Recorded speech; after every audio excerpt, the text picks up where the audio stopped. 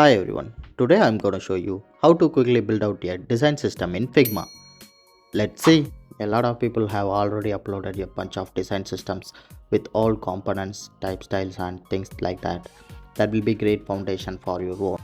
So what I can do is I can actually use one of the plugins we have available called batch style. It shows me all the different type styles.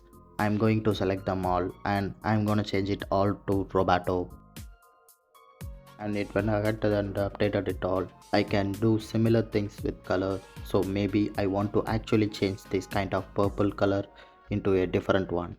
I'm going to change it and I'll rename it to lime. It updated the style as well as the components that are using it. Now if you want to go in actually start customizing components that are already there, you can with this other plugin called a simulator. So let's see. And maybe I want to changing the styling of the corner radius of a lot of my components. I am going to select this button. I am going to choose everything with the same corner radius. Select all, and then maybe I just want to remove it. I changed the old components into having a corner radius of 0. I hope you enjoyed this tips on how to build a design system in Figma. If you need a more related videos, like this video and subscribe my channel. See you later.